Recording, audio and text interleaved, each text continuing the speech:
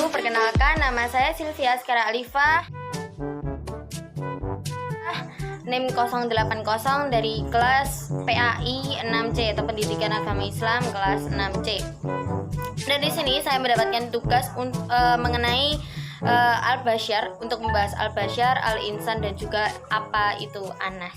Nah, saya akan menjelaskan mengenai apa itu Al-Basyar. Jadi sebelum kita masuk pengertian dari Al-Basyar, kata Al-Basyar disebutkan selama 35 kali dalam Al-Quran dan dikaitkan kepada manusia, dan 25 kali disebutkan dalam Al-Quran dikaitkan kepada Nabi dan juga Rasul.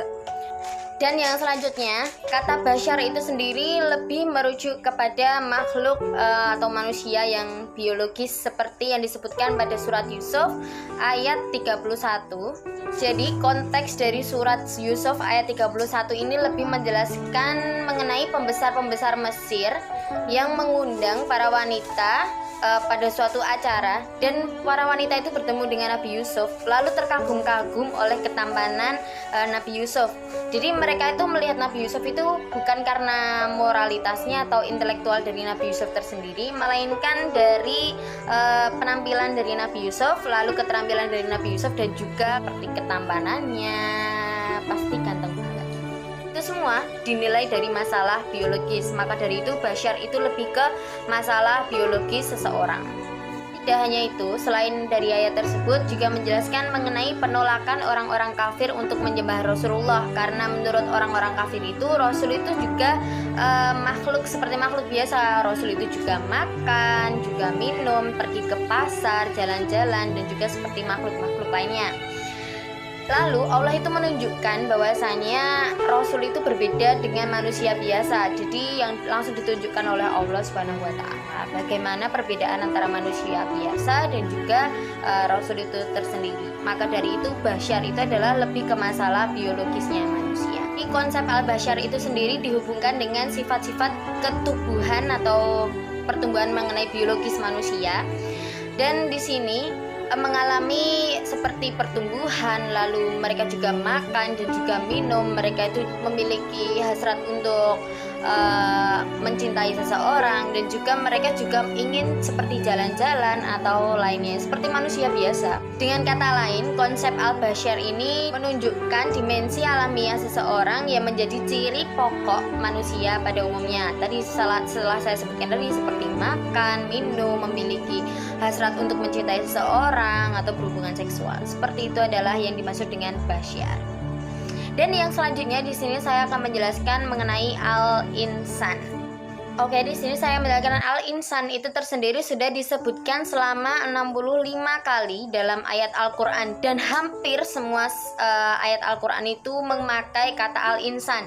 Di sini kata al-insan adalah pengganti dari manusia itu tersendiri, yang berarti manusia maksud saya. Dan yang dimaksud di sini adalah manusia itu manusia orang yang istimewa secara moral dan juga spiritualnya. Al-insan itu tersendiri lebih kepada manusia itu seseorang yang istimewa yang tidak dimiliki oleh hewan lah. Jadi kalau manusia itu kan dia memiliki akal untuk berpikir, jadi manusia itu pintar, dan manusia itu juga memiliki hasrat, dan manusia itu juga memiliki hawa nafsu seperti kufur, bakhil, zalim. Seperti itu. Jadi yang selanjutnya di sini saya akan menjelaskan mengenai konsep dari Anas. Konsep mengenai Anas ini lebih merancu kepada manusia itu sebagai makhluk yang sosial. Dan kata Anas ini disebutkan sebanyak 240 kali dalam Al-Quran. Jadi kalau Anas itu lebih ke masyarakat atau manusia secara umum atau luas. Jadi kalau diartikan dalam bahasa Inggris itu artinya people, yang berarti manusia atau rakyat juga bisa. Dan dalam konteks sosiologis, Anas itu artinya adalah seperti manusia biasa yang tidak memandang status sosial. Jadi rakyat biasa aja seperti kita biasa. Jadi seluruh makhluk manusia secara luas dan secara umum. Oke, setelah kita mengetahui apa itu basyar, apa itu insan, dan apa itu anas, maka konteks dari basyar itu sendiri dan juga konteks dari al-insan itu akan merujuk pada anas, yang artinya masyarakat yang secara umum atau secara luas harfiahnya. Dan di sini Tuhan menyebut dirinya sebagai Robbi Anas atau Tuhan yang mengatur manusia. Dan di sini atau Robbi al-Bashar atau Robbi al-Insan. Oke, di sini saya akan menjelaskan mengenai konsep dari Bashar sendiri, mengenai kejadian yang ada sedang terjadi kekacauan pada saat ini. Yang kita ambil di sini adalah Bashar. Intinya tadi adalah mengenai biologis manusia, bahwasannya seluruh manusia itu dituntut untuk menjaga biologisnya, mulai dari cara dia makan, cara dia itu minum, itu harus bisa menjaga kesehatan tubuhnya, agar tidak terjadi kekacauan seperti saat ini mengenai virus corona dan juga lainnya. Yang kedua, di sini saya akan menjelaskan mengenai konsep dari al-insan atau cara orang itu berpikir, cara dia menggunakan akal.